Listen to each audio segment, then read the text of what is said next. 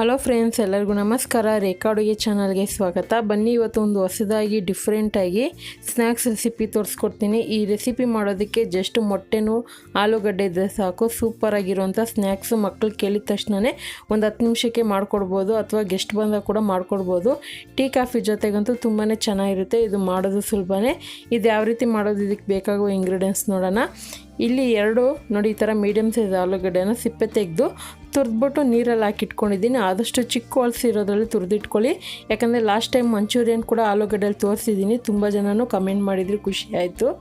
ಹಾಗೆ ಒಂದು ಮೊಟ್ಟೆ ಬೇಕಾಗುತ್ತೆ, 2 ಟೀ ಸ್ಪೂನು ಗೋಧಿ ಹಿಟ್ಟು ಬೇಕಾಗುತ್ತೆ, ಮತ್ತು ಇಲ್ಲಿ ಅರ್ಧ ಟೀ ಸ್ಪೂನ್ ಪೆಪ್ಪರ್ ಪುಡಿ, ಅರ್ಧ ಟೀ ಸ್ಪೂನ್ ಅಚ್ಕಾರದ ಪುಡಿ, 1/4 ಟೀ ಸ್ಪೂನ್ ಅರಿಶಿನ, ಅರ್ಧ ಟೀ ಸ್ಪೂನ್ ಆಗೋಷ್ಟು ಗರಂ ಮಸಾಲ ತೆಗೆದಿಟ್ಕೊಂಡಿದ್ದೀನಿ. ಸ್ವಲ್ಪ ಕೊತ್ತಂಬರಿ ಸೊಪ್ಪು ಕಟ್ ಮಾಡಿಟ್ಟಿದ್ದೀನಿ, ಸುಮಾರು 1/4 ಕಪ್ ಆಗೋಷ್ಟು. ಹಾಗೆ ಮಾಡೋದಕ್ಕೆ ರುಚಿಗೆ ತಕ್ಕಷ್ಟು ಉಪ್ಪು. ಇಲ್ಲಿ ನೀವು ಬೇಕಂದರೆ ಈರುಳ್ಳಿ, ಹಸಿಮೆಣಸಿನ್ಕಾಯಿ ಕೂಡ ಯೂಸ್ ಮಾಡ್ಕೋಬೋದು.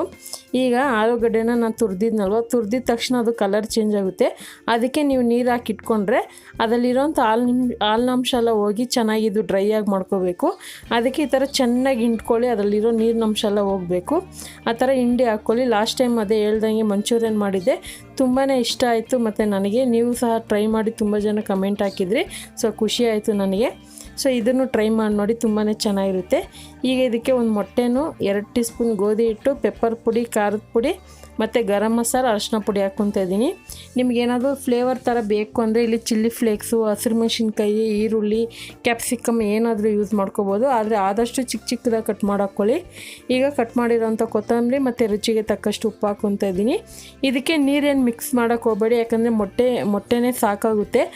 ನಾನು 2 ಆಲೂಗಡ್ಡೆ ತೊಗೊಂಡಿದ್ದೀನಿ, ದೊಡ್ಡ ಸೈಜು. ನೀವು ಬೇಕಂದರೆ ಇನ್ನೂ ಒಂದು ಆಲೂಗಡ್ಡೆ ಎಕ್ಸ್ಟ್ರಾ ಆ್ಯಡ್ ಮಾಡ್ಬೋದು, ಆದರೆ ಇದಕ್ಕೆ ನೀರು ಬೇಕಾಗೋದಿಲ್ಲ. ಉಪ್ಪು ಖಾರ ನಿಮ್ಗೆ ಎಷ್ಟು ಬೇಕೋ ನೋಡಿ ಮಿಕ್ಸ್ ಮಾಡ್ಕೊಳ್ಳಿ. ಈಗ ಇದು ಚೆನ್ನಾಗಿ ಮಿಕ್ಸ್ ಆದಮೇಲೆ ನಿಮಗೆ ಯಾವ ಸೈಜಿಗೆ ಬೇಕೋ ಆ ಸೈಜಿಗೆ ಉಂಡೆ ಮಾಡ್ಕೊಂಡು ಈ ಥರ ಜಸ್ಟ್ ವಡೆ ಥರ ಪ್ರೆಸ್ ಮಾಡ್ಕೊಳ್ಳಿ.